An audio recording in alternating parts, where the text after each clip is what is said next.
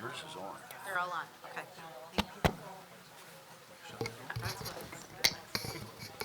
Yep.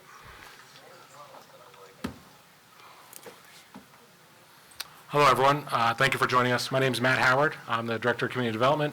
We have Joseph Clark, Township Manager, Caitlin Harney, Township Attorney, Victor Cook, Director of OEM, also here.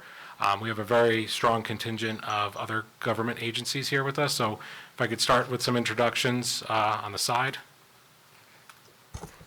Hi, everyone. I'm Mike Menino, OSC, On-Scene Coordinator, EPA Region 2. I'm Shauna Hopp, EPA Region 2. Jim Manuel, New Jersey DEP, Bureau of Emergency Response.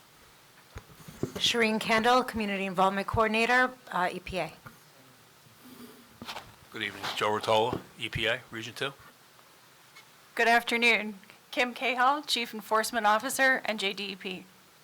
Armando Alfonso, NJDEP. Hi, Ann Wolf, Enforcement and Information Support, Site Remediation, New Jersey DEP. So as we know, we're all here to discuss the ongoing environmental investigation at 15 Mall Road. If we could start the slideshow. 15 Mall Road is located just south of the Farmingdale border. It's located within Howell Township. It's about 7.7 acres in size. It's a mostly wooded lot. It's got a clearing behind the existing building. There's also a detached garage. And it's accessed from Mall Road, adjacent to the railroad. The owner is Compounders, Inc., and it's near the intersection of Preventorium Road, Railroad Avenue, and Marl Road. Next slide. Just to give a little bit of a history of the site, just back from our records in planning and zoning, there was an approval from 1968, so this site's been in operation for several decades. It's always been a kind of a industrial chemical operation, even back then. It was permitted not through a use variance, but through a use permit, which was required by the ordinance at the time, for blending and mixing of compounds.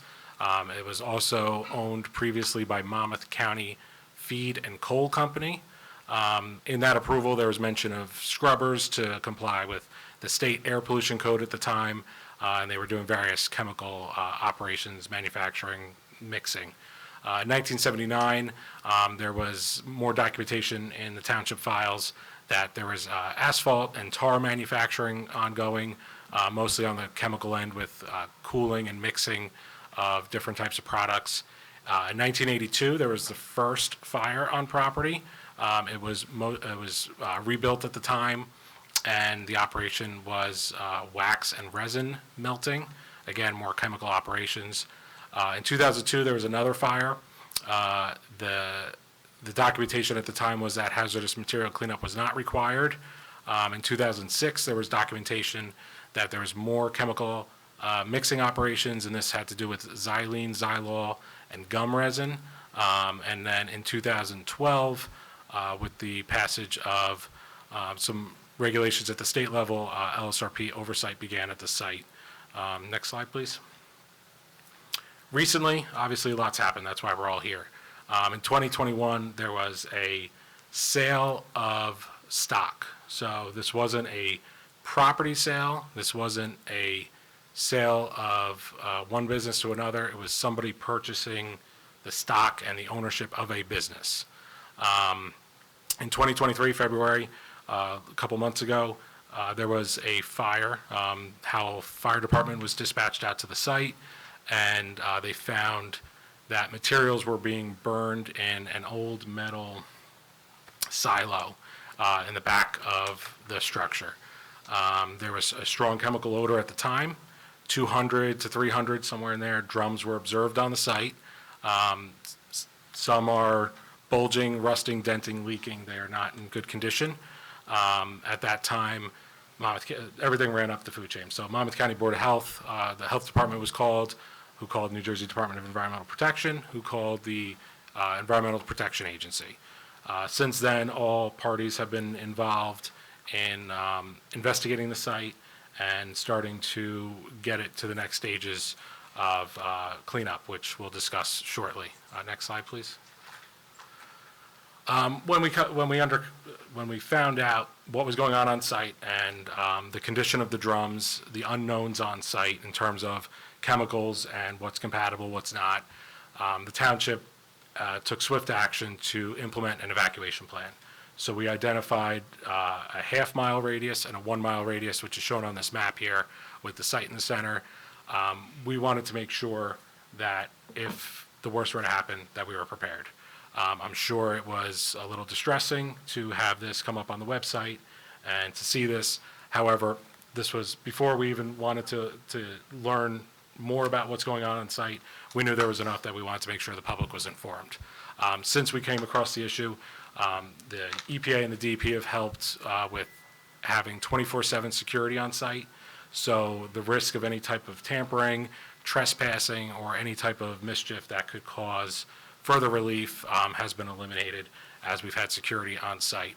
A fence is also being constructed as early as earlier today, so that's going to further secure the site. The next steps are to catalog and identify the actual chemicals out there, which the EPA will go into a little bit more. But again, the township evacuation plan, it's an abundance of caution. We do not feel that there's an imminent risk of release unless there's some catastrophic event, and we're offering this information for full transparency. Next slide, please. This is the evacuation plan that our OEM office has created. It ultimately puts the site in the center and says if there is a release and you are notified, if you're south of the site, use roads to go south. If you're north of the site, use roads to go north. There is more information on our website.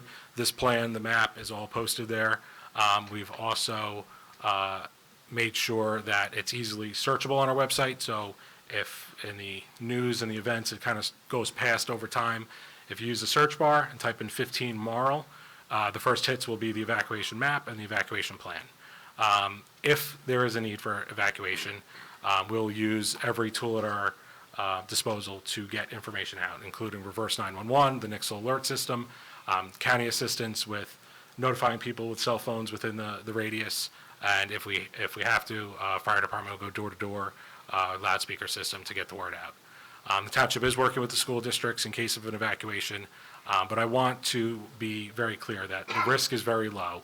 The site is safer now than it has been probably for the last several years, if not decades. So we think we're on the path of getting the issues handled. Next slide. I'm going to turn it over to the EPA for some information. So, like Matt has said, EPA got involved mid-February, a couple days after the fire. Upon arrival, we confirmed everything we've been told. There was, breaches in the front fence, which is currently being repaired. 200 to 300 drums, some labeled as hazardous. Their condition varied from intact to leaking, dented, bulging. That next day, February 17th, we contracted a 24-hour security service to maintain status at the site to ensure that nobody tampers with any of the containers. At the present, with the site secured, as long as no one else is trespassing, there's no immediate threat off-site.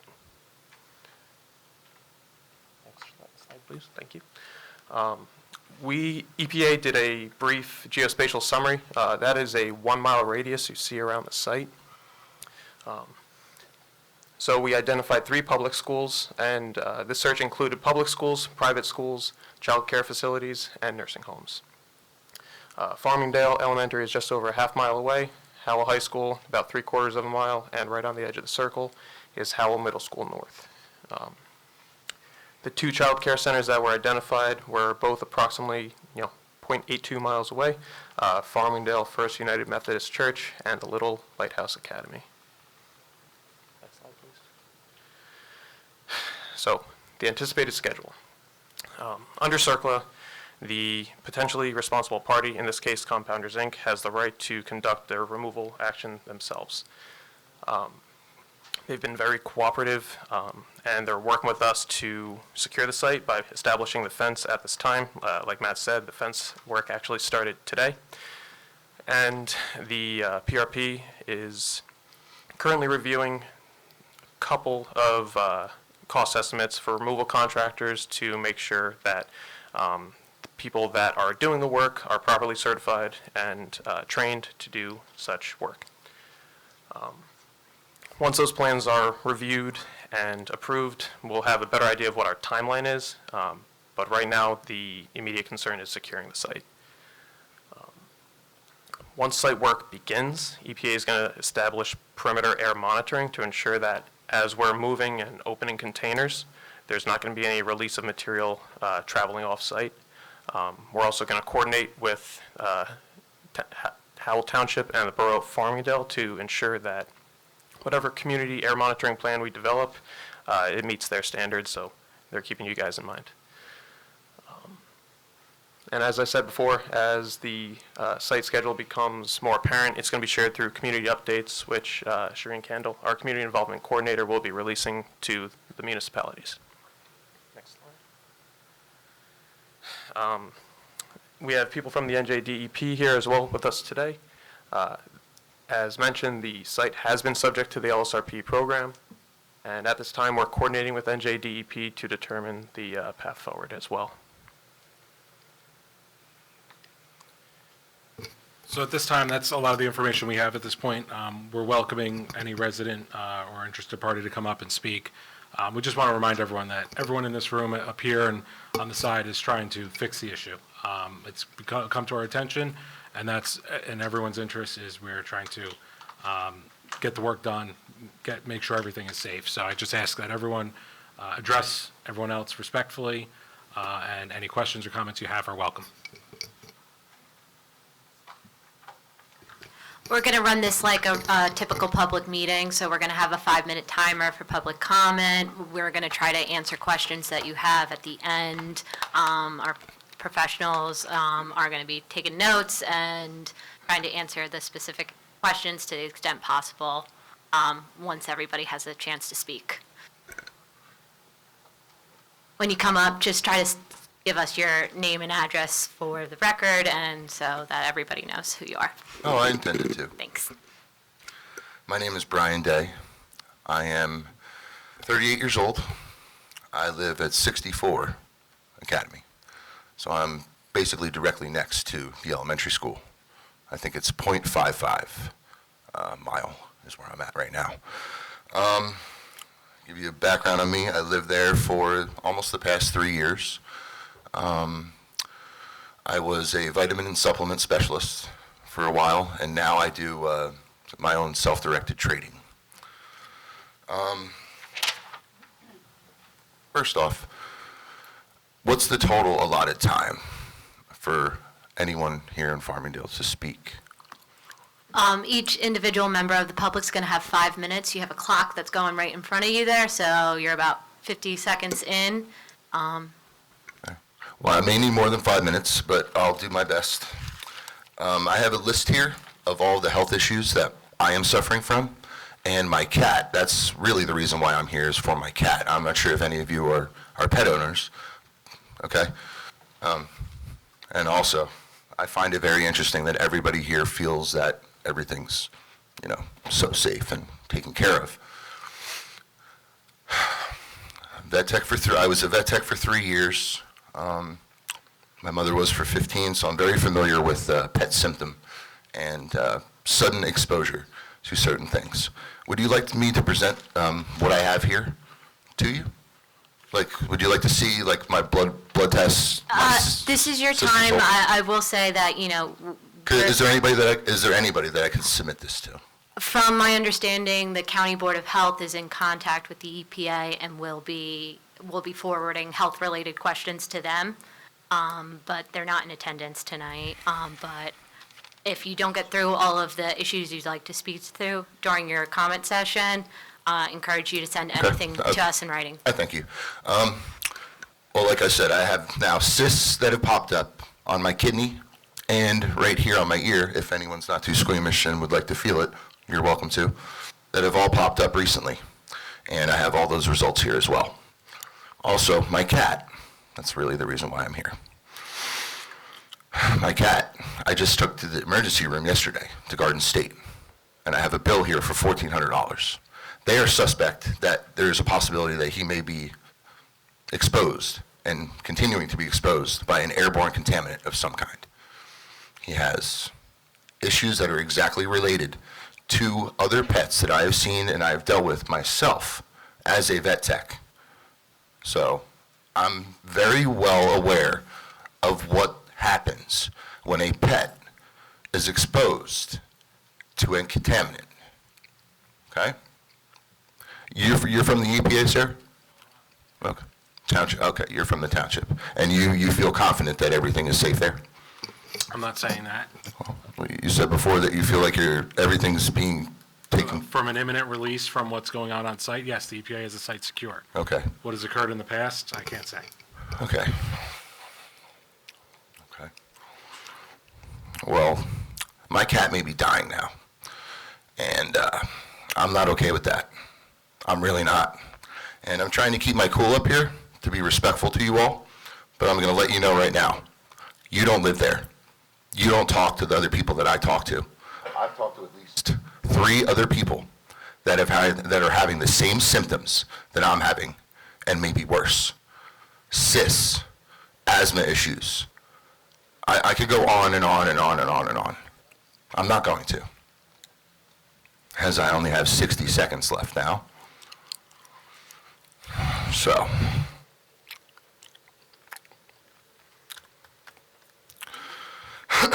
I guess I'll spare what else I have to say if I'm only going to be allowed 5 minutes. And I would like to take this time to address my fellow citizens of Farmingdale. I have a long-time connection there. I used to work at the skydiving center just down the street. 15 years ago was my first apartment, bought an academy. So even closer to that place. I had the opportunity to come back to move to Farmingdale. I took it. And now I'm feeling like that may have been a big mistake. So, to my other fellow citizens, they might be worried now. They might be a little more worried. They know 2 things about me. I'm sharp. I didn't bring notes today. Excuse me. That's going to worry them. They should be worried. We as citizens are allowed to hold them accountable as they do us. I hope you all, please guys, help me do that. Thank you.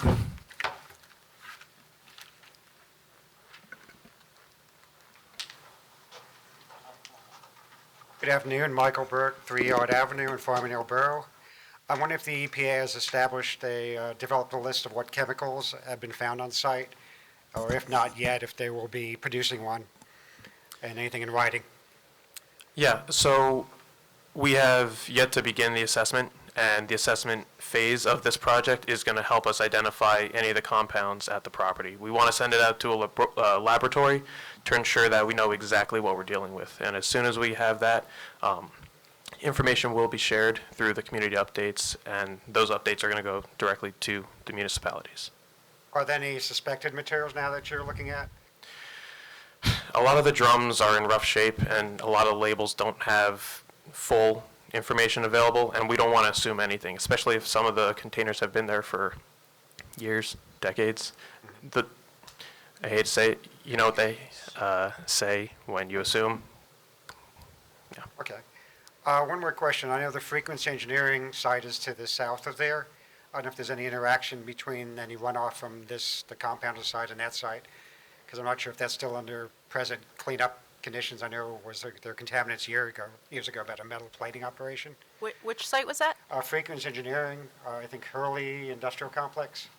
It might be adjacent to the site or pretty close on Squonkam Road.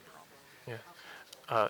I have no knowledge of the Hurley Industrial Complex at this time. I can look into it and see if there's any interaction with the property, but as of right now, I don't have a better answer than I that. can give you a DEP sheet on that too if you'd like, or what it was under, so. Okay. Thought I had another question here. 1 second.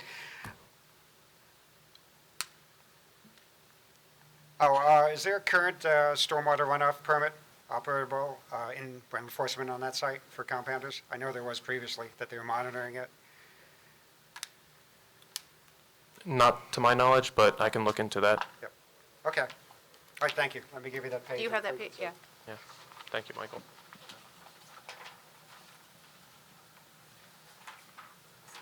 Okay. Thank you. Thank you, sir.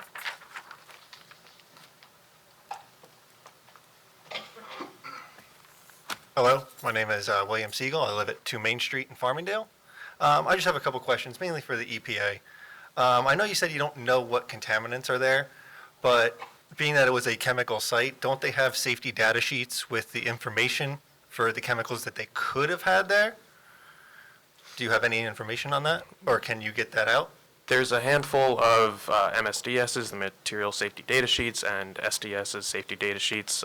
They've changed names over the years, as I'm sure you're aware. Again, it goes back to not wanting to assume anything. Like, we have this information. We don't want to make an assumption based on old information. Yeah. Hence why we were going to conduct an assessment in cooperation with the potentially responsible party, Compounders, Inc. And we're going to collect the lab samples, submit it to a lab, analyze it, know exactly what the chemicals are that we're handling or disposing of, and going to be providing those updates through the community updates. All right. Is there a time frame on that at all? I'm not trying to push, I'm just curious. A month? A year? I wouldn't say a year, weeks to months for a scale, but it's a very fluid timeline right now. And hopefully in the next couple of weeks we'll have more information, and that will be published through a community update. Okay. Another question I had is it airborne, besides being when it was on fire? We've had a couple of area rays, multi-rays, different devices that are effectively electronic noses, for lack of a better term. Nothing was getting picked up while doing site walks, or even today. I was out there during the fence installation, and the devices that the potentially responsible party's contractor had out there was not picking up any readings. Okay. I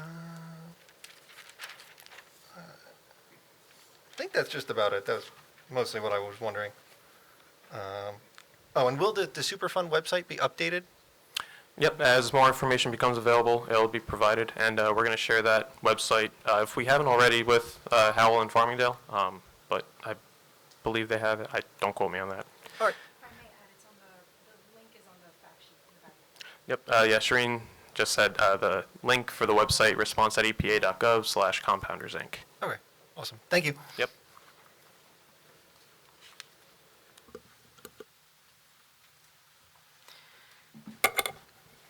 Rosalba Morris, 906 West Farms Road in Howell. I've lived through Sibigagi and Toms River. I don't know if everyone's aware of that. So, and now I moved to Howell, so now here I am living through this. So, was there seepage into the ground? Are we aware of that? Not at this time. The investigation hasn't gotten that far, but we're working on it. Has it, well water been contaminated? Are we aware of any of that? EPA is working with DEP on a well search, and perhaps DEP can speak to the current status of that. So right now, all of the community water systems have been notified. Right now, based on most recent sampling, there was no detection of any contaminants of concern, but they have been made aware, and we are going to continue a well search and continue to look into potential impacts. Have there been provisions set aside for the families that need to be evacuated in case of evacuation? Is there provisions for that? I'd like to, yeah. We're working on provisions right now to, if we need to evacuate, we will have a reunification center set up and a check-in area. We're also working with the county as a shelter, if need be, to set up for the residents that need sheltering while this is happening. Thank you.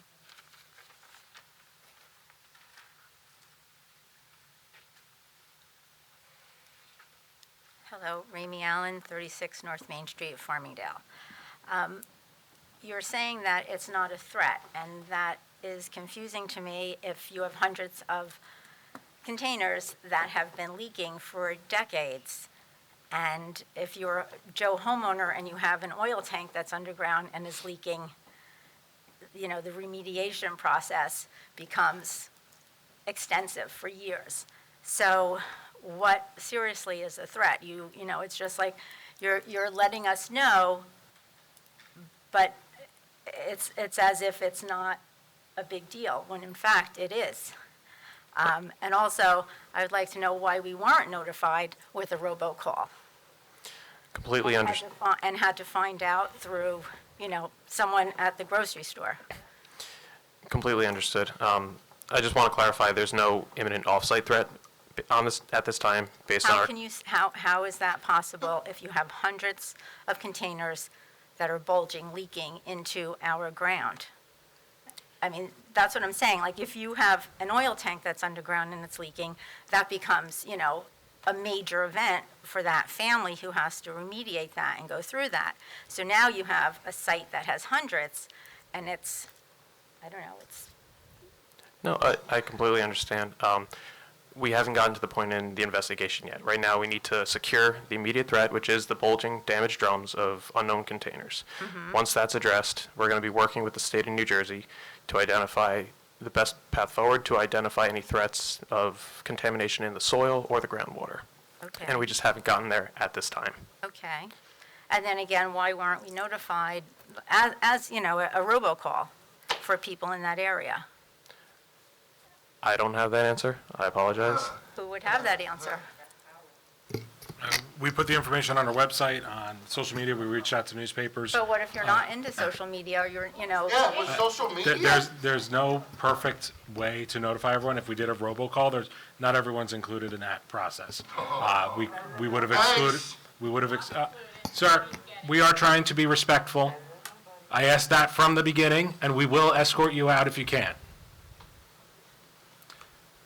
We tried to reach as many people as we could as quickly as possible. We didn't want to exclude anybody by a robocall.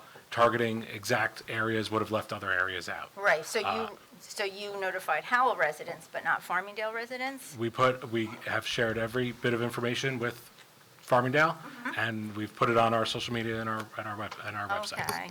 Okay.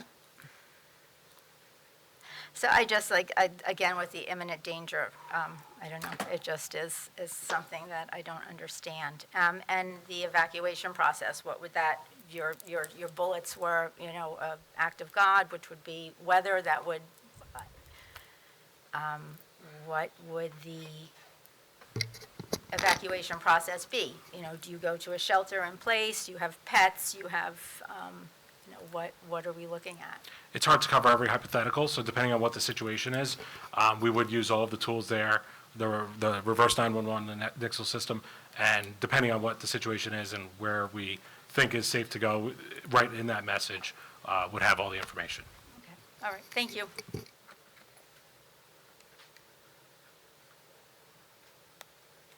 Ma'am, we're going to take comments from new people first before you have another opportunity to speak. That's how we run our public meetings. Sure. I just wanted to make one comment. It's not Please. just you guys. The owners are also held liable, and you guys are being calm, and everybody here are being calm to answer our questions, and I appreciate that. So we should just be calm, and that's all.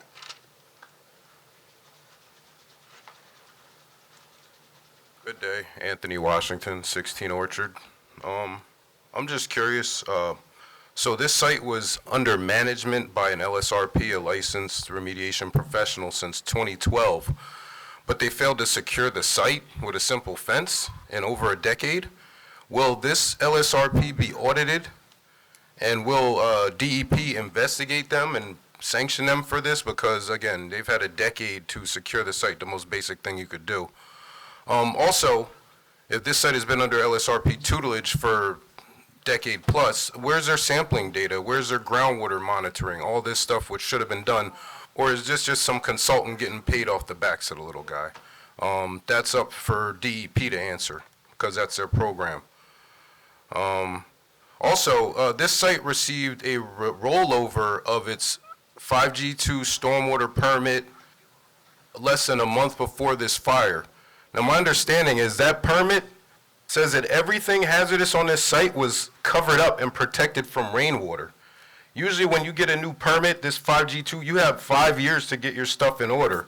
So this is a rollover. They've had 10 years to get this site in order, yet they got a rollover when obviously everything is subject to precipitation. So DEP should answer to that, number 2.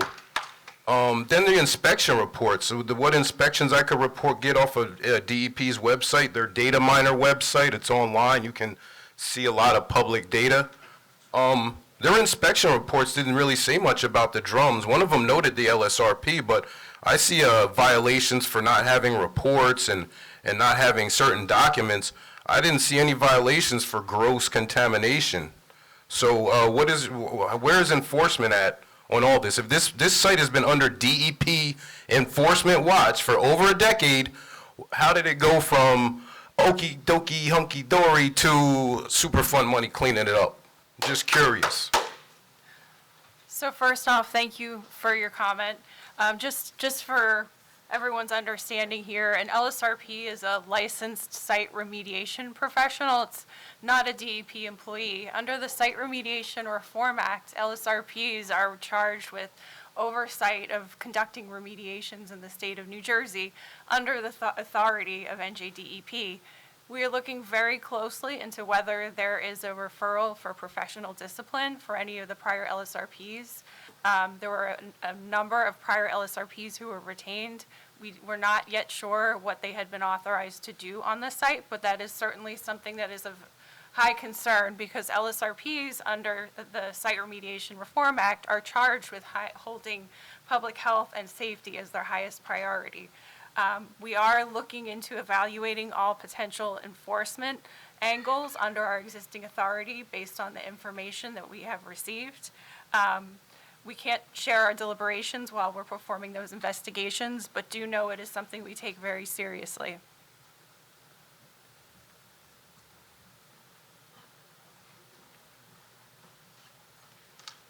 Good evening. I'm Joanne Nelson, and I live at 32 Abbey Road, Farmingdale.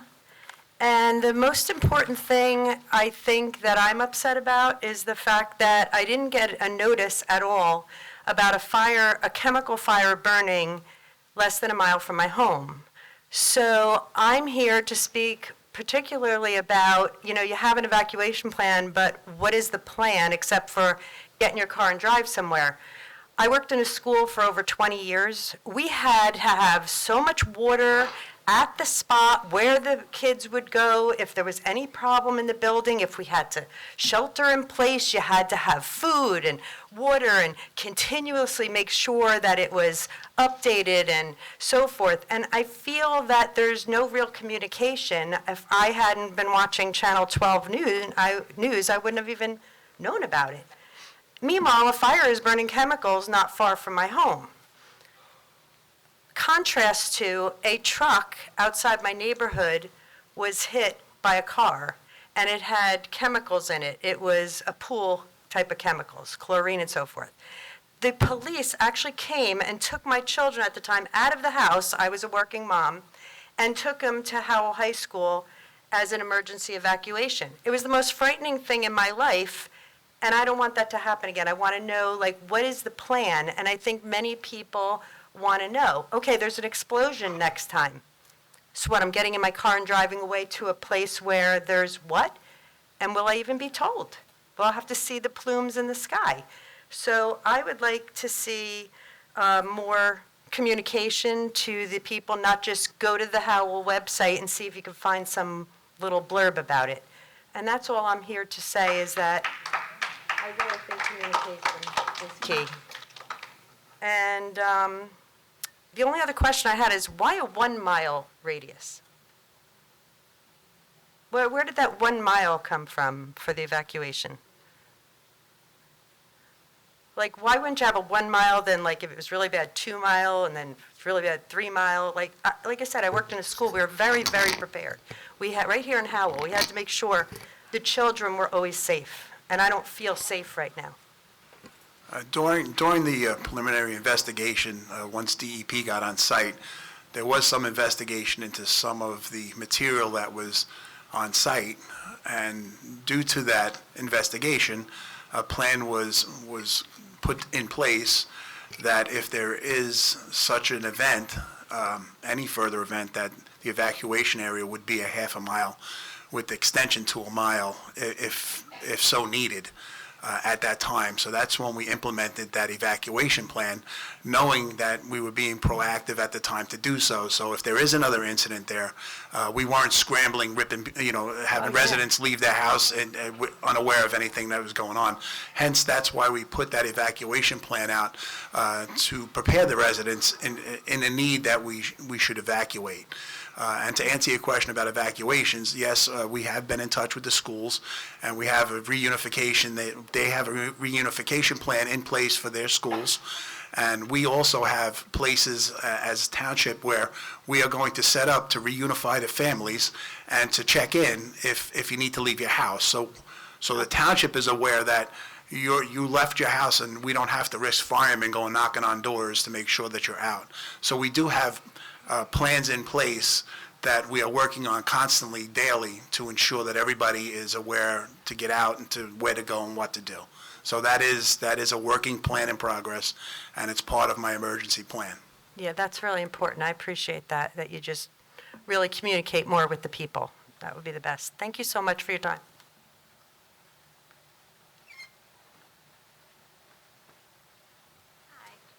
Good evening. Thank you for your time. My name is Annazette Ray. I live at 130 Lions Court in North Howell. And my concern today is as a parent with a child in Howell Middle School North. Now, I looked at the totals between Howell Middle School North, Farmingdale, and Howell High School. There's over 4,000 children that would need to be evacuated. We don't have school buses on the ready. We have a problem with busing as it is.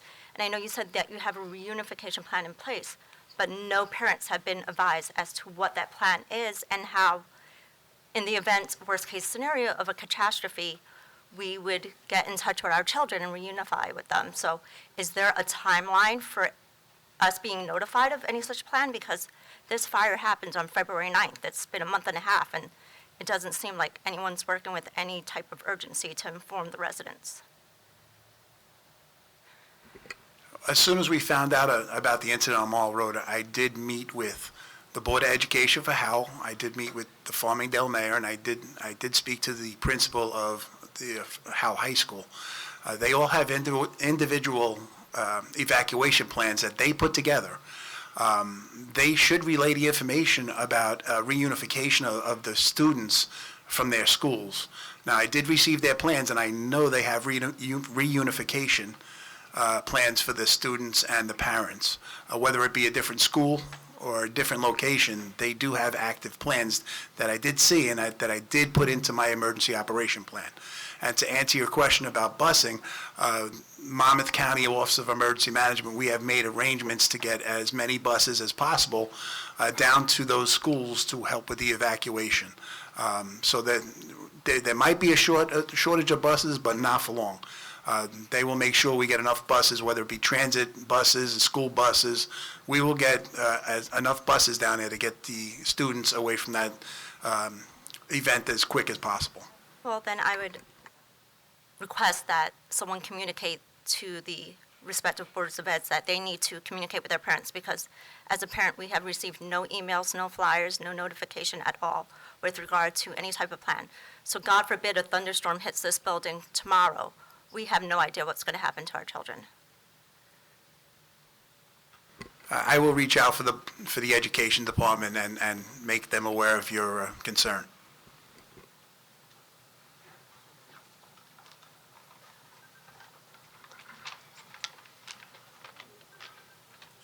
Hi, my name's Elizabeth Bernacki, 177 Lemon Road, Farmingdale. On March 6th, that was the day I saw it on the Google News feed that this all went down. I contacted,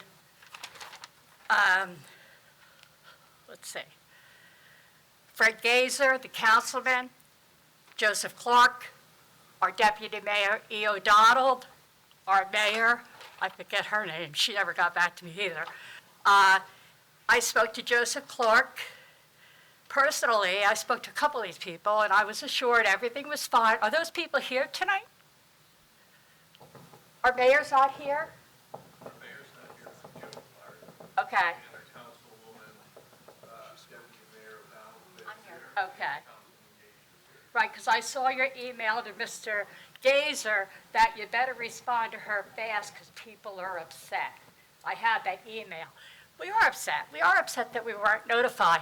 And then I think Mr. Clark said to me, get a hold of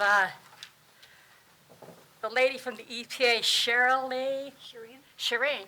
But on March 6th, when I emailed you, I immediately got an email back saying you were out of town to the 13th. So that did me no good. I'm really upset with Howell. Did they actually let people know on the 10th or something? Or they didn't let everybody know by robocall at all. And I am on the robocall list that there was a chemical fire burning. They didn't let us know on the 10th what had actually gone down and to go to the website to find out information. The answer I got was, go to Facebook. I mean, come on. We don't go to social media. We should be going to our local news stations. We should be aware of where to contact. Go to our website. Had you just notified us by robocall and said, take precautions and follow our website.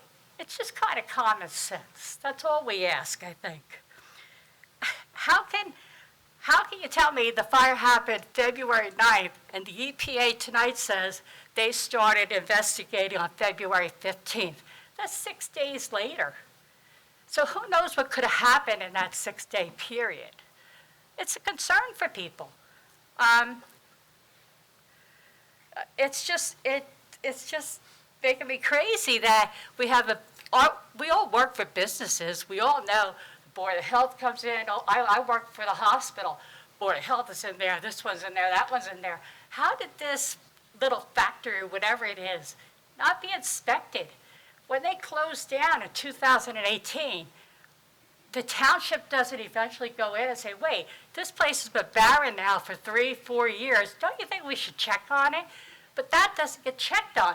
If I put a blow pool in my backyard and didn't put a fence around it, they'd be on my neck right away. So how does this get past the township? I understand it's not your fault that there's a fire.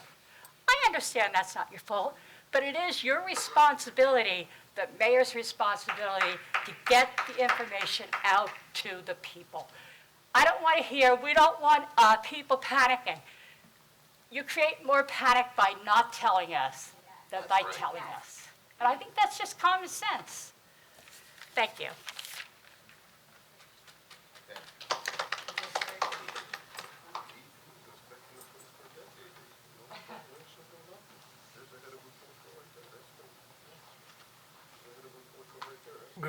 Good evening to everyone. My name is Robert. I lived on 18 Central Avenue in Farmingdale. This is about 2,000 to 3,000 feet away from this site. I've been in my house for 48 years. As I see what's going on in here, this is the first time I come to a meeting like this.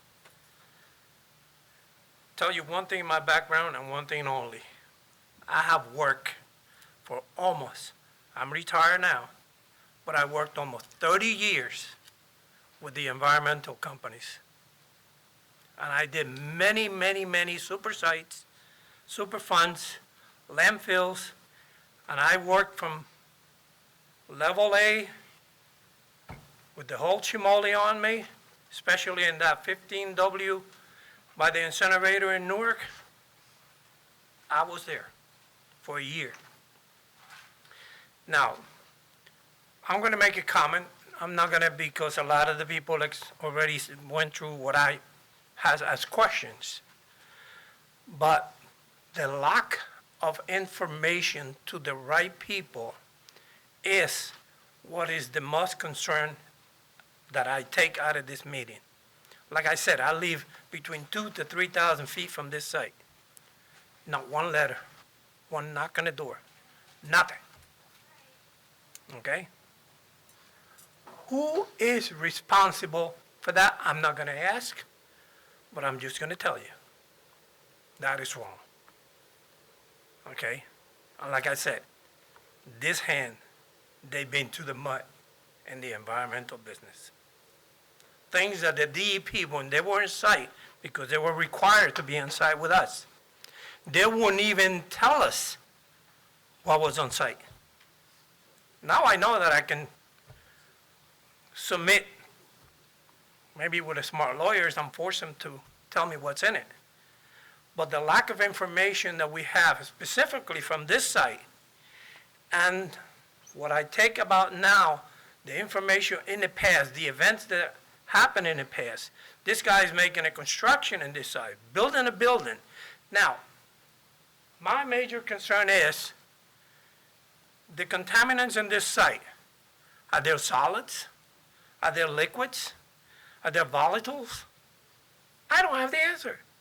And for what I understand, you guys don't have it either because you haven't done the study which is necessary to determine these things. That I give you because that requires time. You can't come up with this idea overnight. Sorry, it doesn't work that way. I know that. Okay? Until they get that other information in place that you can tell the people, listen, this is only on the ground. This is only in the water table. It's not going anywhere. Or this becomes hazardous if somebody put a torch to it. And this site has a flammable ability. Is anybody working with torches? Isn't anybody working with something that can produce a fire? That's up to the township to follow up on this. To me, they failed to follow up in some of the necessary procedures and the data in this site from previously events that now we have the problem that we have. We must fix it and fix it right. For what I understand, somebody else owned this property now. The two brothers. I knew the guys personally. Very nice guys. Humble, nice people. For whatever reason, the DEP came and said, your property's contaminated. The guy said, I can't afford to clean it up. This guy saw the opportunity to buy it for peanuts. For what I understand, and I read that letter that it was circling around, this guy was burning pallets and burning some stuff on it. Did anybody tell him, hey, we're going to fine you for what you're doing? I have no idea. I don't want to know. No, that's you guys' job, not mine. I appreciate, you guys trying to do the best you can. I'm not going to knock you down. I'm not going to criticize the DEP for not doing things in there, but they must follow protocol and procedures that they are in place. I know all about it. What can we do? What can we not do? What can we touch? Can we move this out of here? No, you're not supposed to move those things unless you know what exactly they are. Thank you. Your time is ended. Thank you. Thank you. So, good luck, and I hope, and another thing, if I might take 3 seconds in there, I have a handicap at home. He's on a ventilator and cannot leave the house or anything like that. I'm telling you, I'm not going anywhere.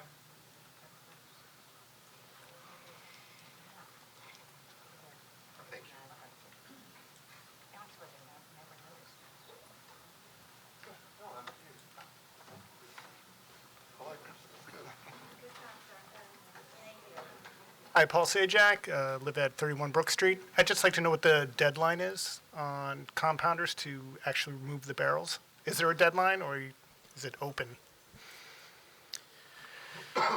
There's no deadline as of right now.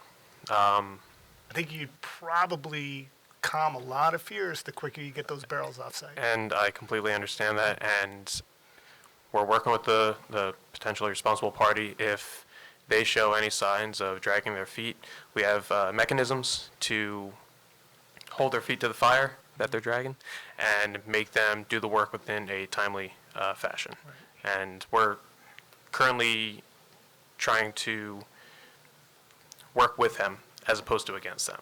Because if you start holding, telling people that they have to do this by this time, sometimes they get combative. We're we want to try and keep it nice and open. No, I understand. And- Cooperation is utmost important. Yeah, and I understand that's not always the answer folks may want to hear, but there's a procedure. We're trying to follow it to the best of our ability, and we're trying to have the PRP do the right thing. That's it. Thank you. Under CERCLA, we have to allow them we have to allow the responsible party to do the work. And when they show us that they're not doing it or not doing it safely or correctly, then we will take over the site. So, What would that timetable be? so I mean, there's you not must a have some there's sort of not a protocol. specific timetable, but we have attorneys that work with us on this with enforcement mechanisms and everything where we have the ability to do that. But under CERCLA, we have to allow the responsible party to conduct the work, and then as soon as they show us that they're not doing it, we'll take it over. And our intention is to be completely transparent with you guys on all of this during the whole process, which is why we have a community involvement coordinator and a website and everything. So if you ever do have questions, I do want you to reach out to either Shireen or Mike. All of their information is on the site, and we will, if we don't have the answer, we can try to get it for you, okay? Okay. Yes, Shireen. Hi, this is Shireen. I just wanted to add one more thing. I've been hearing, I would very much love for you all to reach out to me and let me know what you think the best method of communication with you would be from the EPA perspective, right? So what can I do to reach you? Because we do have the website, we do have these community updates. I will come out and knock on everybody's door if that's what you think is the best approach. I will go to, the grocery stores. And I just want to know so that I'm ensuring that you're getting the information from EPA to the best that I can do it. So please reach out to me and let me know. Talk to me after the meeting if you'd like to give me some recommendations. I'd be happy to, sit back and speak with you all. Thank you.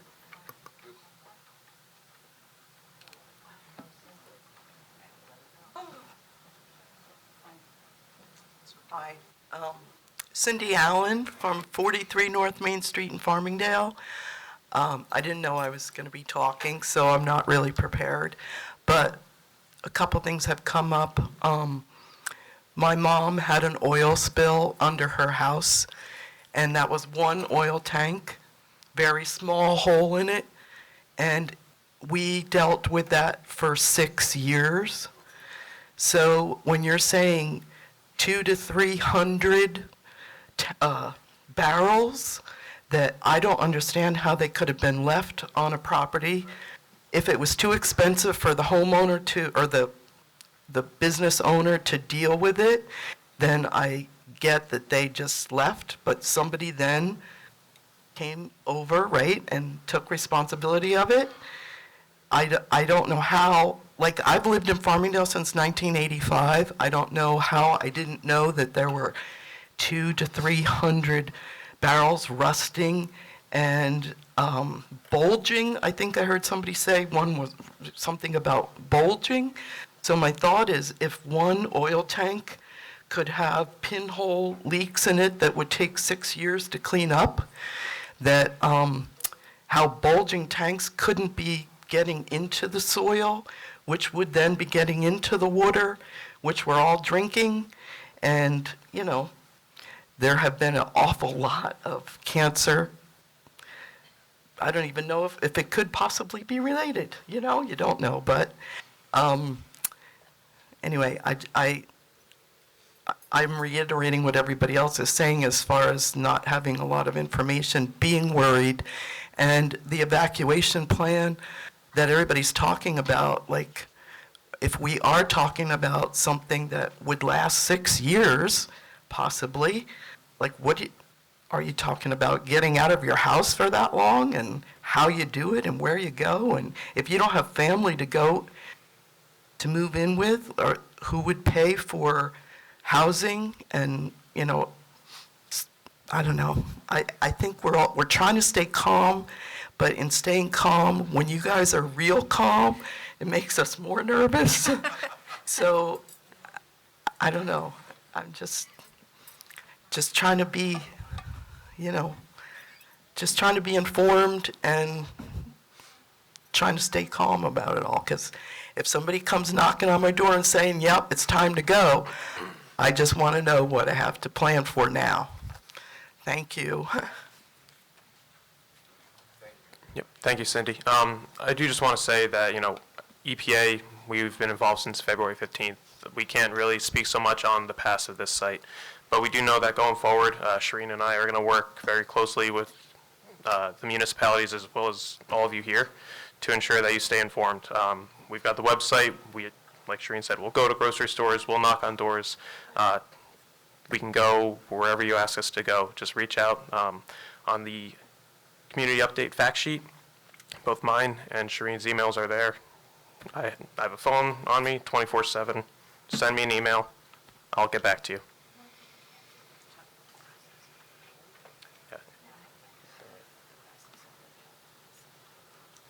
Good evening, folks. Lawrence White, 15 Wren Way. A few questions came up. First of all, I want to say thanks to everybody for the information that's being offered this evening. Hopefully, it will have something of a calming effect to know that, you folks are taking charge and securing the site, et cetera, et cetera. I appreciate that. Could you explain to us what the site conditions are? Where are the barrels being stored? Are they inside of a structure, or are they out in the open? Is the leakage being contained within a building, or is it extending outside the building? If they're inside a building, then the airborne potential is much less than if they're sitting in the open air. I don't think we have any information about the physical placement of the barrels, whether they're in or out of structures, et cetera, okay? I think we would enjoy finding out some more information about that. Second is the evacuation plan.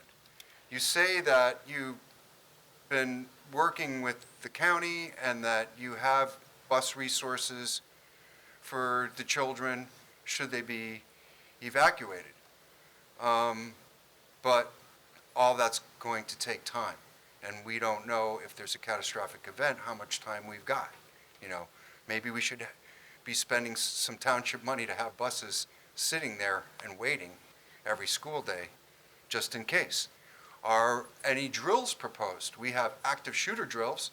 Maybe we need to have a hazardous chemical evacuation drill for the schools so the kids know what to do when it happens, and the teachers and the administration and the township officials.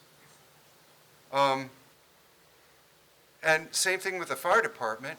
Having been a recent fire victim and seeing how wonderful our fire department is, I'm concerned about their well-being should there be an extreme incident where they would have to go and fight a chemical fire with hazardous chemicals. And are they properly trained, and are they having drills in the event of a catastrophic event? And finally, I'm interested in knowing, now we talked about the LSRPs and DEP oversight of this business, but I'm interested particularly in what the township's role is in and responsibility for oversight, with this being within the boundaries of our township. Thank you.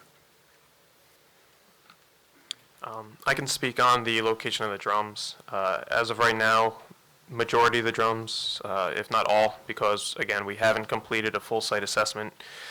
We don't have a good handle on the total number. We are estimating somewhere between 200 and 300. All the drums are currently outside. Some are covered, some are not. One of the first steps, once the site is secured, the fence is up, the removal contractors provided by the PRP are brought to the property. Their first job is to secure all the containers, make sure that there is some sort of berm or boom to ensure that there's no runoff from where those containers are, as well as recontainerize anything that is in a damaged, bulging, broken drum itself. This way, if something has been slowly leaking for, 2 or 3 years, we can ensure that that stops the day we identify it. And what else I can speak on is knowing what chemicals are there. We don't have that yet. Again, as the assessment progresses and we identify that through laboratory analysis and we have hard and fast evidence about what it is we're dealing with, we're going to share that with Victor Cook, OEM, to ensure that the firefighters are properly prepared in the event of another catastrophic event. Again, highly unlikely, but it's better to be prepared than not. Regarding township jurisdiction over site remediation issues, we have none. It's state laws, and the site is overseen by the licensed site remediation professional. And your question about the firefighting capabilities, rest assured that if there is another incident there, the proper hazardous material firefighters will be dispatched and properly equipped to handle any incident that happens on that property moving forward. What about drills? We have annual hazmat drills with the Township Hazmat Resource Team.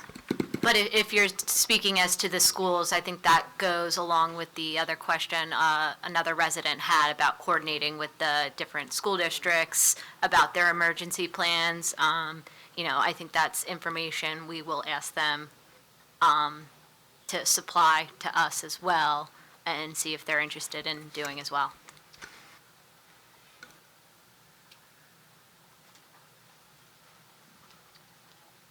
With all due respect, I think the gravity of the situation demands that we have a drill. And waiting for the annual drill might be too late. That's just my personal opinion. Thank you, noted. Yes. And I want to say that there's fear. There's a lot of fear. I hear and feel the fear. And the only way that you're going to combat that fear is with knowledge. And so I ask everybody to please share knowledge as soon as possible when you have factual information to share. And I'm sure that that will allay the fears of folks, at least to some extent. Thank you very much. As the EPA has addressed, Shereen, we hear that the communication is key and vital.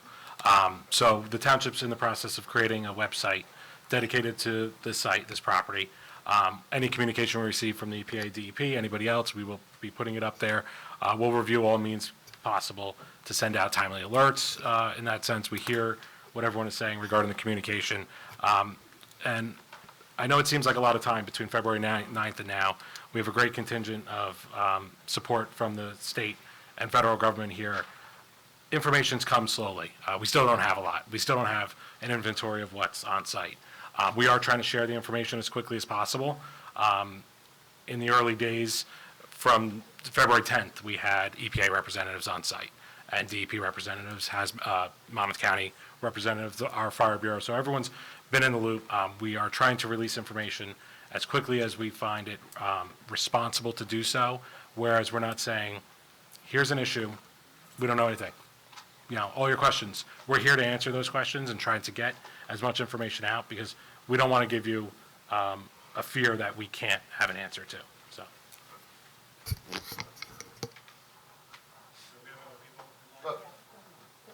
You haven't spoken yet,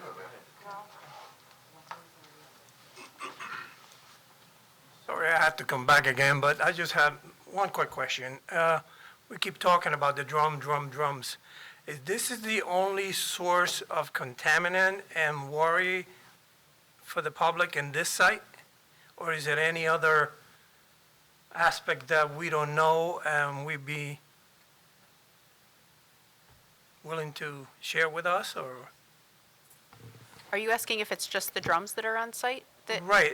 The threat? All this is because these drums, all this worry about it is because of contaminant in these drums?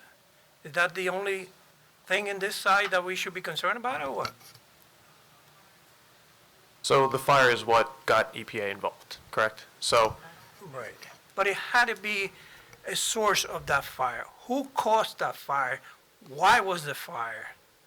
who was making this fire, because this little paper that it was, this one, it was saying somebody was burning something.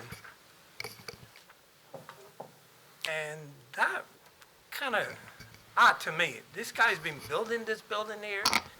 It's been happening things in there. There is an active investigation with the Department of Justice into the causes of the fire, what was going on site, any activity. We're not privy to that. We've been, from a code enforcement standpoint, the DOJ has asked that no violations be issued by the township in fear of double jeopardy, things like that. But it is being heavily investigated. We don't have any answers at the time. Okay. But hopefully the concern that we have is these drums, and bring them to what they call the pack, and those yellow drums. Yep. And then you can take your time and opening each one of them and doing the examination and the lab work. Yeah, I appreciate your insight and your understanding of the process, having been in the industry yourself, so.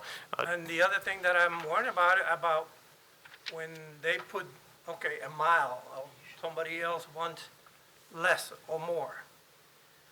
We don't know what's in there yet. Absolutely. How can we determine anything? We're guessing. Like I said, I've been there 48 years. Thank God until now, you know. We gotta get that data as fast as we can, as much as we can, and share with us, especially with me. I'm not in Howell, but I'm part of Howell. My taxes that go to the schools in Howell and all that. I need to share that info with me. And don't tell me to go to that website. I hate computers. Robert, correct? Yes. Yeah. Robert, I know we're saying yes, we're gonna, put information on the website. We're gonna work on finding the best way possible to share information with members of both municipalities, because, as you said, not everyone likes computers. The worst thing that you can encounter when you don't go to any site or anything like that is the unknown. And the unknown, the first you do, you approach it with the highest level. And then you reduce to Yep. whatever you want. And that's, But if this site is only drums, and there's no source of flammability or any source that they can catch in fire, oh, we gotta do this because if he catches fire, okay, a meteorite can strike us today. Are you gonna do anything about it? well, I know I can't We stop a need meteor. information. It's Yeah. all based in information. Yep. Please. And we're working to obtain that information as quickly as possible, and as soon as we have it in hand, we will be sharing it in one way, shape, or form. And if a website isn't the best way to do it, if it gets 80% of the people, we're going to find out the best way to get the last 20% of you folks the information that you We'll need. send Shereen to your house. She can come to your house. It's to the point that it's dangerous. The security guard in there, I don't see him walking with the booties or anything like that so he can contaminate. Oh, he doesn't go in Take the a site. bomb. He doesn't go in. That's what I'm saying, but Yeah. they're not doing anything like that. Wait, How- but they you say- said who doesn't go in? The security guard. He sits outside the perimeter of the site. And the other thing we gotta be So careful. what happens if something happens inside? Is he gonna know? We have a call-down list, so they are keeping eyes on the site at all times. The eyes, but what if something happens out of his eyesight? If he's outside of the building, Let's keep this to public comment one at a time so it doesn't get out of hand. I apologize. And we have somebody else coming up as well, it looks like. So, that's what I have to say, but hopefully it's the drums. If I may, It's called containment. You're going nowhere, not gonna do anything. if I may, on the notifications, everybody's upset about communications and the lack thereof. Most everybody has a cell phone nowadays. Again, we have a system set up, it's called Everbridge and Nixle. That notification system is a mass notification system. All you have to do is sign up for it, and any time there is any notification that needs to go out in either an urgent emergency or an event happening like Howell Day, you will get those alerts if you sign up for that mass notification alerting system. All of Farmingdale. So how are we supposed to know where to sign up? Well, on the website, there is On the website, okay. that there is a website that you click the button and it brings you right to our alerting page. How do we know to go there? Sir, you have to stop calling in. That's really enough, you know. I'm going to give you one more chance, and then we're going to get the police here, and they're going to take you out, because you have interrupted everybody. We're trying to have a civil meeting, and there's only one person so far who has been behaving uncivilly, and that's you. I understand you're upset. I understand you're concerned. We're trying to share information with not just you, but all of your neighbors who took time to come here. So please, be respectful of them. And I will also get you the text number. We will publish that text number where I do believe it's like 1888 text alerts on your phone, and you'll automatically be geocoded into Howell Farmingdale. But I will ascertain you, I will get you that proper number by tomorrow. It will be posted everywhere possible so you guys can download it onto your phones, sign up for it, and then you will be notified anytime there's any incident in either Howell Township or Farmingdale Borough. Rest assured. Sorry, may I just add one more thing on the community notifications? What I can work on doing is putting a resource guide for all of you that these are the different ways that you can get notified. These are the different ways that you can find information so that whatever works for you, you can go. So you can go to the Howell website, you can go to the EPA website, you can get text notifications, you can go to the grocery store, we'll knock on your doors. So we'll give you a resource guide and we'll knock on your doors and make sure you have that resource guide that will help you kind of identify all the multiple ways that you will be notified about what's happening. I hope that helps. Sorry. And just to piggyback off that, and I apologize, I notice there's a lot of Farmingdale residents here tonight, so we appreciate you coming here. We're going to work with your very own Mayor Daley so that he can figure out the best way to contact all of you as well. So, you know, we will make sure that current information is available for everybody, and we will work with him to make sure that it's shared with the residents of Farmingdale as well. My name is Genevieve Hastic, 185 Squonkam Road, Farmingdale. That's my mailing address. I'm physically in Howell.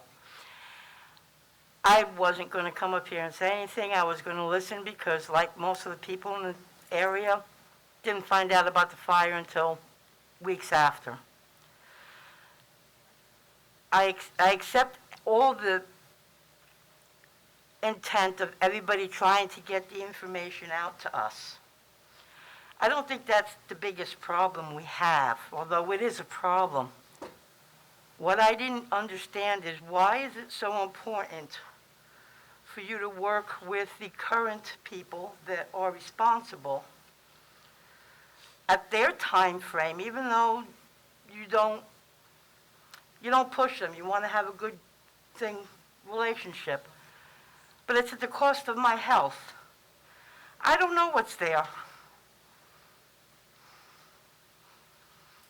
And I'm waiting. No, I completely understand. Again, under CERCLA, the Superfund law, the money that funds our program to come in and evaluate and potentially clean up these sites, the person responsible has the opportunity to clean it up. Now, when I say we're working with them, we're not on their timeline. I don't know about you. You know, cleanups can be expensive. Sometimes you need to get your affairs in order to just be able to afford it.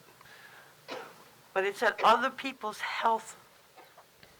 It's not just him trying to come up with funds to take care of the mess that he has there.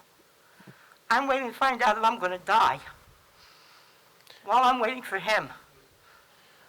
Well, again, going back, the fire was the initial incident that kicked it off. We're currently securing the site to ensure that no one else can potentially trespass or cause any other incidents, or anyone could remove material from the site. We want to not just keep people from coming on, but keep stuff from leaving the site. That's the first step. I get that, and the fire started you just now, but I've heard that this has been going on for decades. Who knows if my water is contaminated?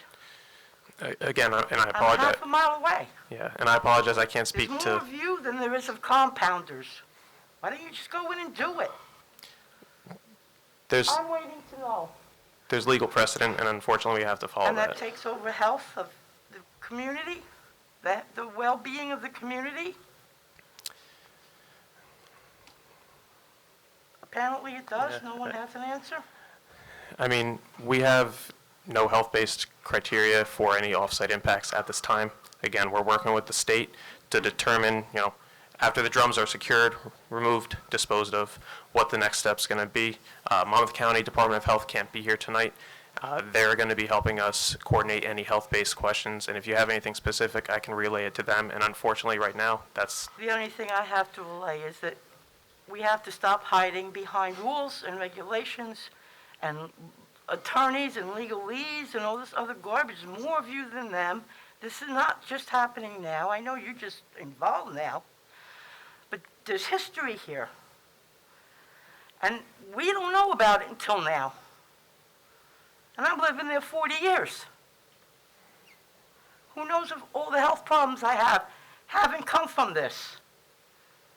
Just so that I know how to take care of it. Just do it.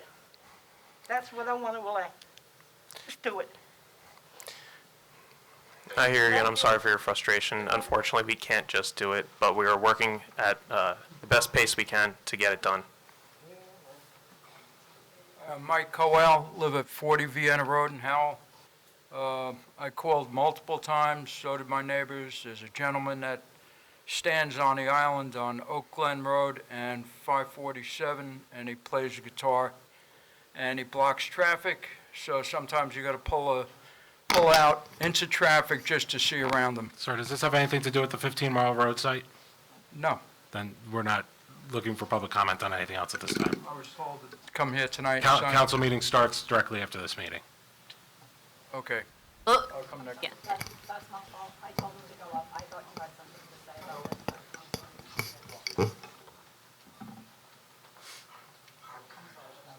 I'm a Farmingdale resident for 50 years. I'm just saying that Farmingdale isn't doing their job they should be doing. There's a lot of people in Farmingdale that are older, don't have a computer, don't have all this kind of stuff to get it from websites and stuff like that. They're not doing anything to notify us what's going on, like the plan of Farmingdale and everything.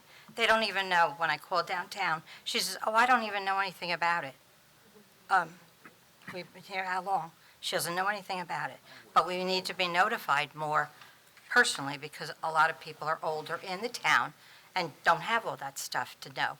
A lot of people that I talked to didn't hear about it. So I'm sorry, but that's how I feel. Farmingdale is not doing their job. Sorry.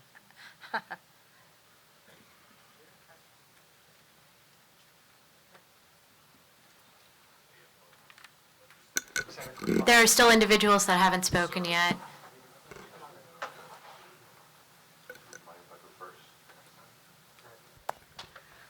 Wing Ruyan, 12 Fern Howell Road, Howell.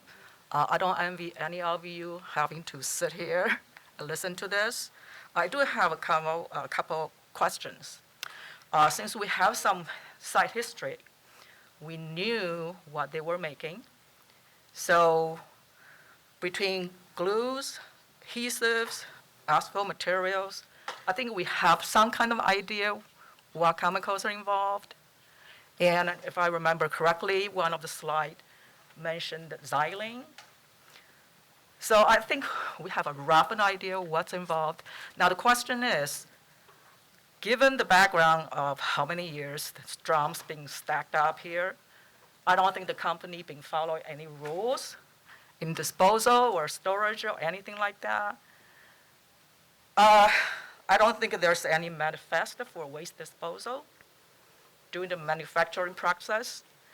So I understand things takes time.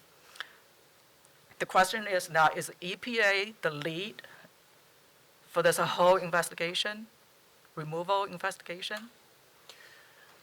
EPA is the lead for the drums at this time. Okay. In regards to any potential soil or groundwater issues related to those drums, we're going to be working with DEP to determine who's going to be taking lead on that, and that is still currently being worked So out. the priority right now is to contain and remove what's out there. Yeah. I mean, a good metaphor would be you drop a gallon of milk, before you start cleaning up with milk, you pick up the gallon, you throw away the shattered, jug, you remove the source material, and then you clean up everything with paper towels after. That's more or less the approach we're going to be taking at this property at this So time. now, if we don't know the contents of what's in the drums, how do we know the person who's responsible for removing them, it's safe for them to do so?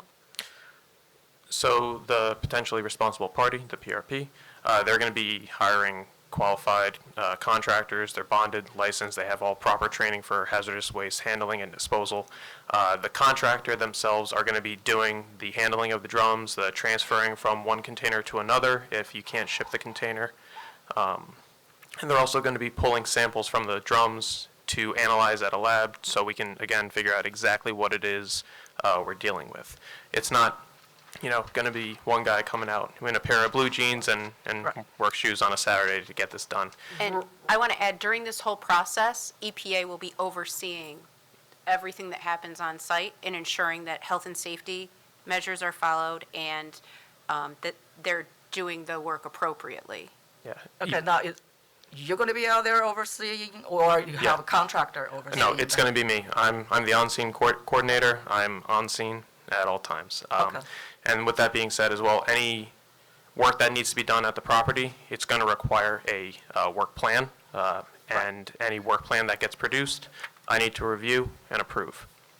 Yes, I've gone through those procedures myself. Yes. Now, Yeah.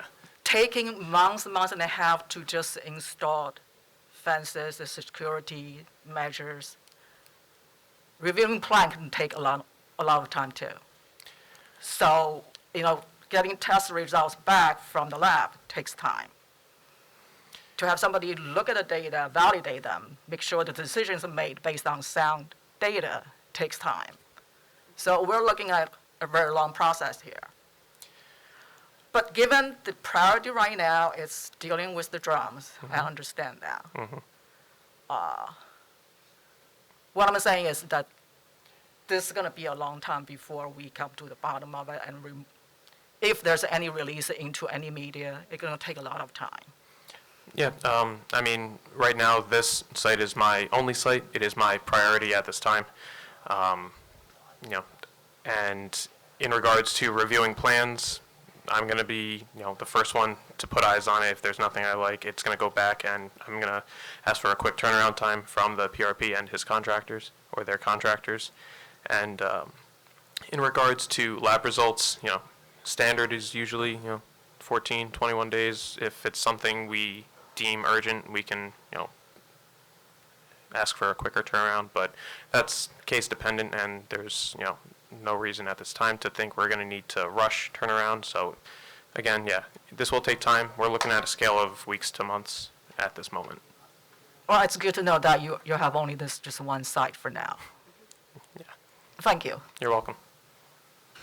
Before the next speaker, to answer the question about Nixle Everbridge with the cell phone alerts, you could put into your phone, you can text Howell Alerts to 888-777. So what you do is activate your cell phone on the text messages, put in 888-777 as the phone number, and your text message should say Howell Alerts. You hit enter, and you will automatically be signed up for alerting system in Howell and Farmingdale. The number is 888-777, and you text message Howell Alerts, either in capital letters or lowercase. It will accept both. Hit enter, and you'll automatically be subscribed. Michael Burke, just a follow-up question. Since there's an NJDES permit underneath the NJDEP, I would think that's something that's easily obtainable since you're working with DEP. Is that something you'd be able to get historical data as to what the runoff chemicals have been, so we can know the hazard levels of those, and get that posted a lot quicker than waiting for the analysis of the materials? I don't have an answer for you at this time, but we're going to work with DEP. Yeah, can we get back to you on that? Okay, but there's a list available from DEP, I guess, right? If there's stormwater runoff, they do have a list of what chemicals and hazards have been monitored? I don't know anything about I don't think, nobody I've talked to has found anything like that. But a stormwater permit, runoff permit just means they're monitoring it there, but they don't necessarily sample and, Yeah, I don't work in the, in the water program, I work in emergency response, just from what I know. They would do certain submissions to them, and they would be public record. So, yeah, somebody can get a hold of them. I'm just thinking it's easy for EPA, working with DEP, to get them to meet, file an OPA request or something. That way everyone could have the information as to what chemicals they've found previously. Actually, you're quite mistaken. I never worked in the 5G2 program. I worked in the municipal stormwater program.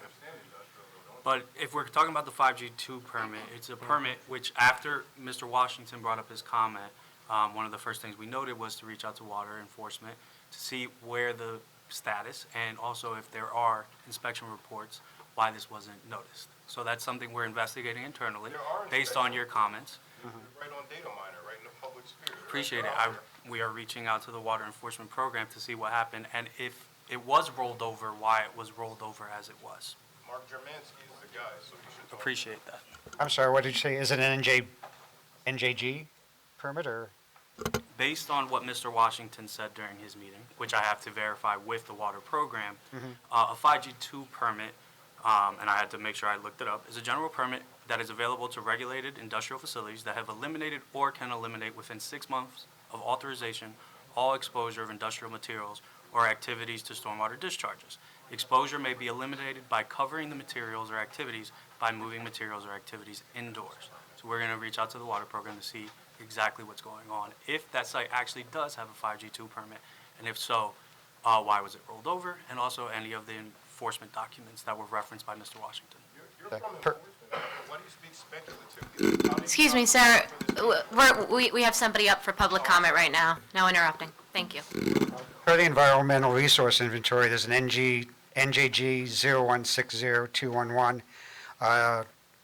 I'm sorry, wrong number. NJG 0143847, Basic Industrial Stormwater GP NJ 0088315, which is a 5G2. I can leave that information here. That is for compounders, effective 6/1/2007 to 5/31/2012. So if you want those numbers, I can leave that up to you. I know it's on record now, but yeah, the sooner we can get information of what's there historically that's been the runoff, then the more everyone will know what we're dealing with while we're waiting for the other reports. So, thank you.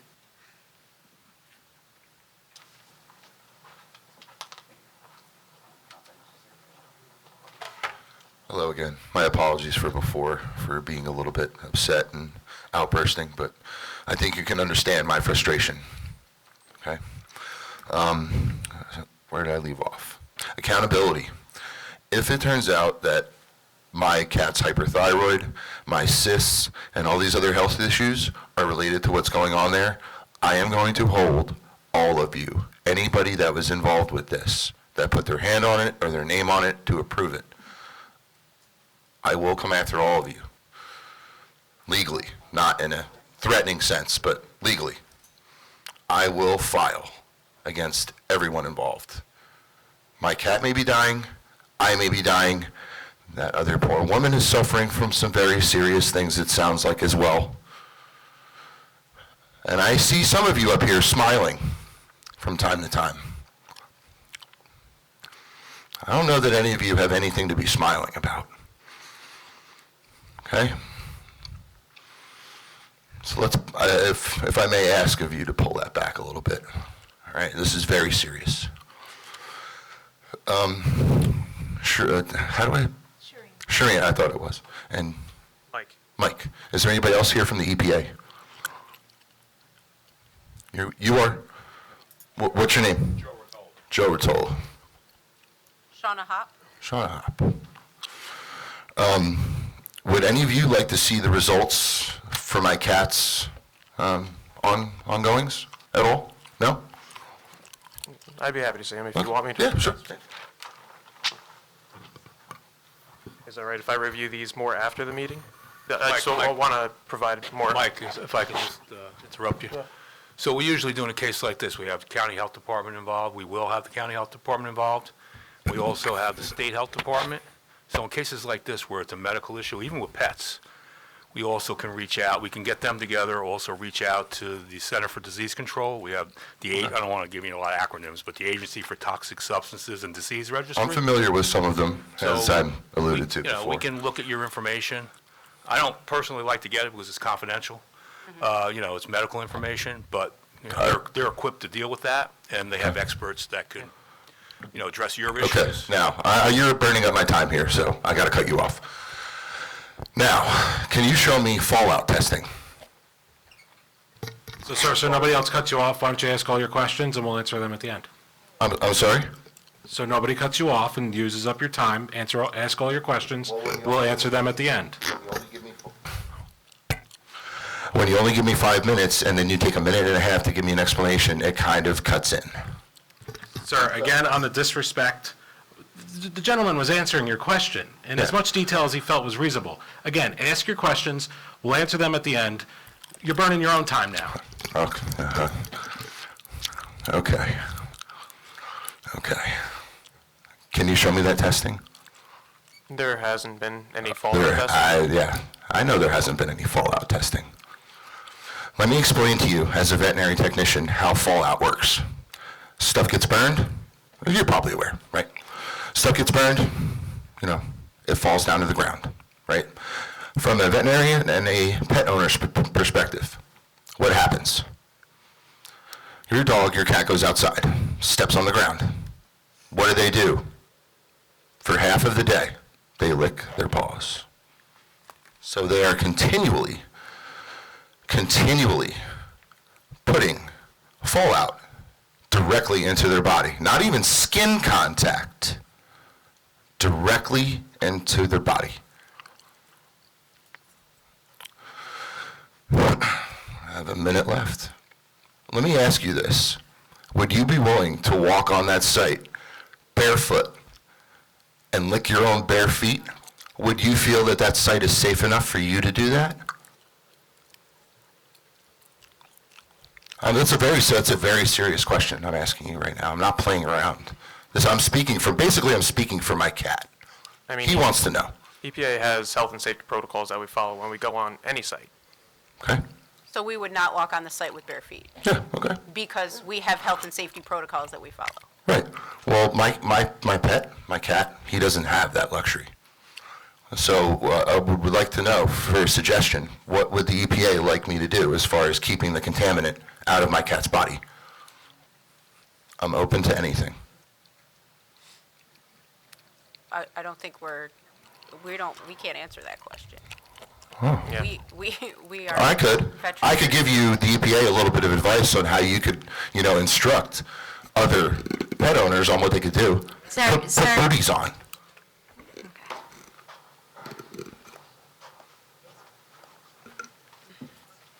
Anthony Washington, 16 Orchard. This is for DEP because I ultimately think this is more of their failure. I can't really address the town, what they did. Which, question for DEP, is there a right-to-know community, right-to-know reporting violations that might have been? I think you should look into that. Most hazardous waste sites and hazardous facilities have a list of the chemicals which should be shared with the community and first responders in case of an emergency like this. So please look into if there were any community right-to-know standards violated. Also, will enforcement be auditing the personnel who issued all these positive glowing reports to the site? Because again, from what I've gleaned using, so just for the record, the website I'm obtaining all this information from is NGEMS, NJEMS, .dep.gov/dataminer. Let me just double check that.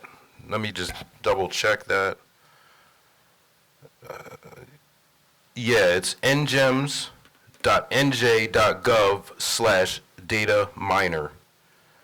And that's where you can go see inspection reports, facility reports, see violations issued. Again, I didn't see any violations for the massive contamination. I saw violations for them not having a report done on time. But yeah, just curious. I mean, DEP gave this place glowing reports, no real mention of the massive contamination. Are you going to do something about, is DEP plan on addressing their enforcement program? Mr. Alfonso, aren't you number like 2 in enforcement at DEP? Or in your unit or something like that? So, I mean, how do you not know what the site conditions are?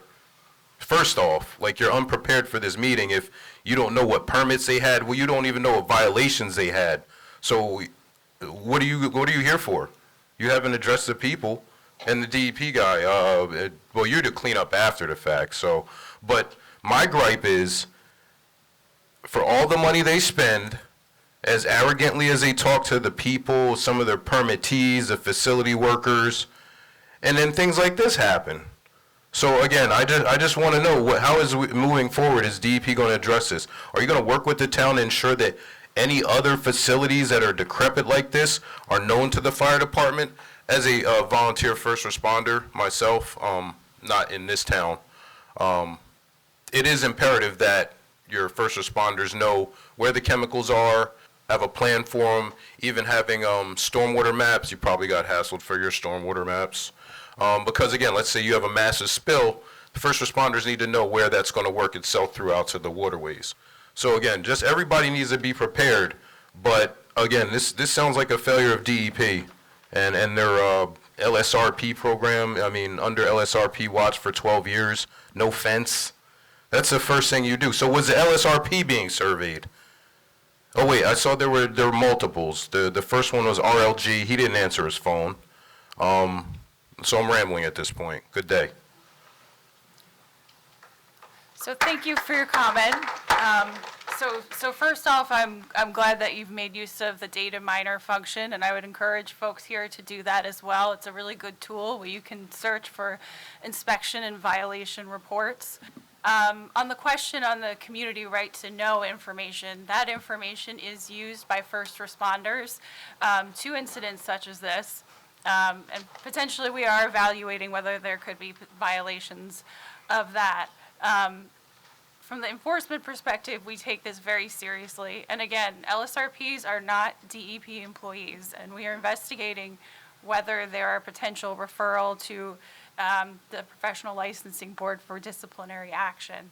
That said, we can't disclose right now where we are in the investigatory process in terms of our enforcement actions, but just know we are looking at a cross-media approach to enforcement, and we intend to use all existing enforcement authorities, whether under the Spill Act or Israel. We're evaluating all of those all of our legal authority currently.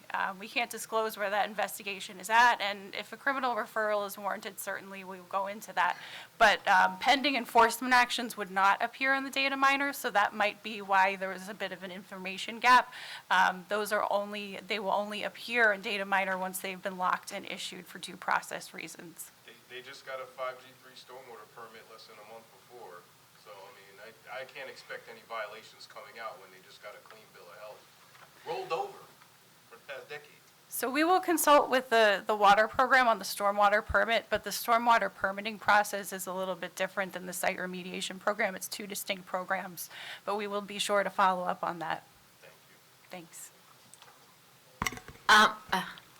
One last comment, and then we're going to close public comment. This is just for Mike real quick. The whole site is 7.7 acres.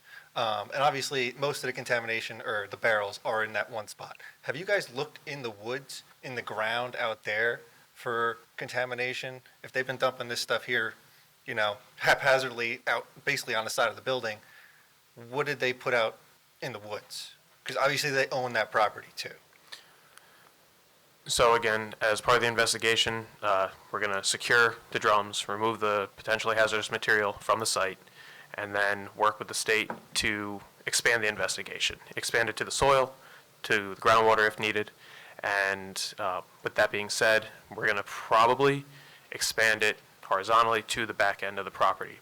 We just haven't gotten to that part in the investigation right now. We want to just isolate, secure, and remove the immediate threat of the drums. And unfortunately, that's the best answer I have for you at this time. It's just where we're at in the timeline of the project. Okay. My next question was for Shireen. When you go to get information for our community, can you include the company or the information on the companies that are actually going to be removing the stuff so we can actually see what companies are actually coming in and taking that stuff out. Obviously, it'll be certified by you guys and all that.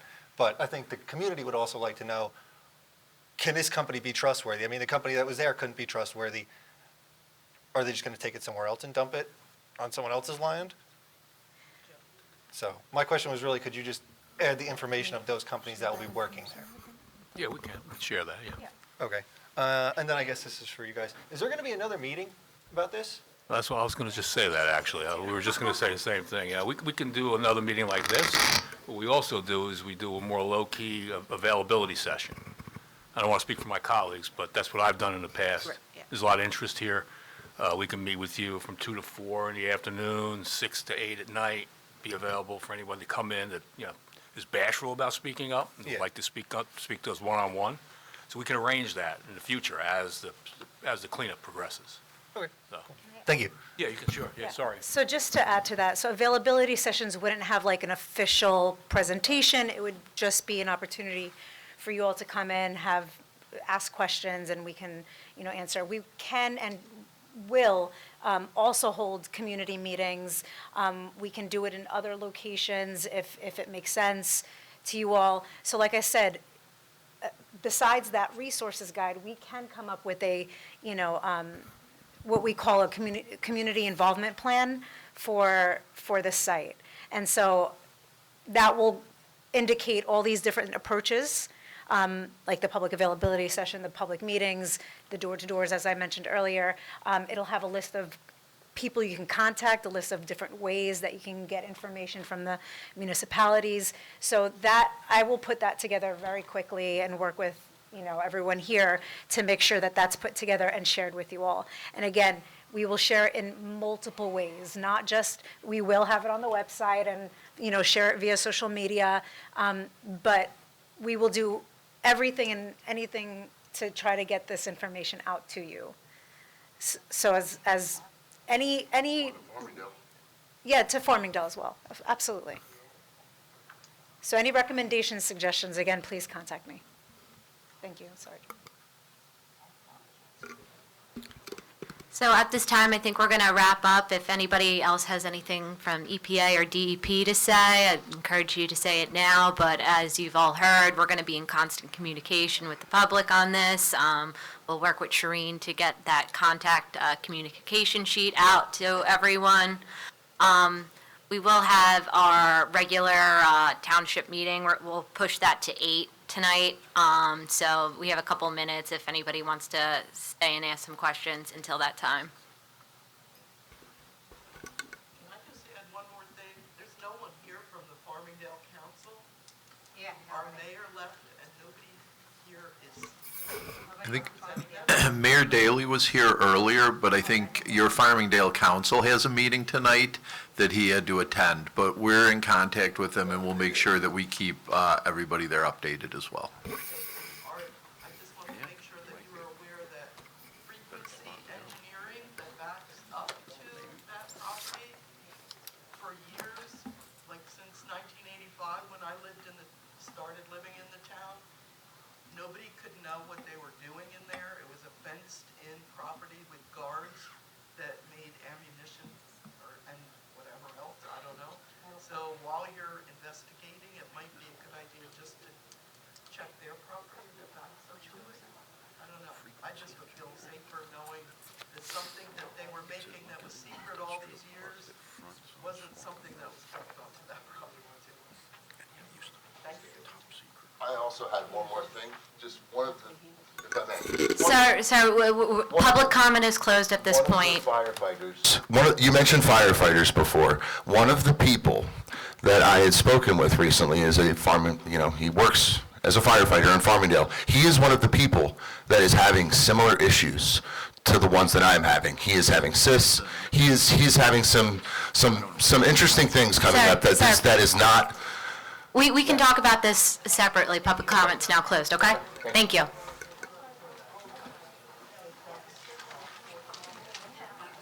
All right, that concludes tonight. Thank you. Please.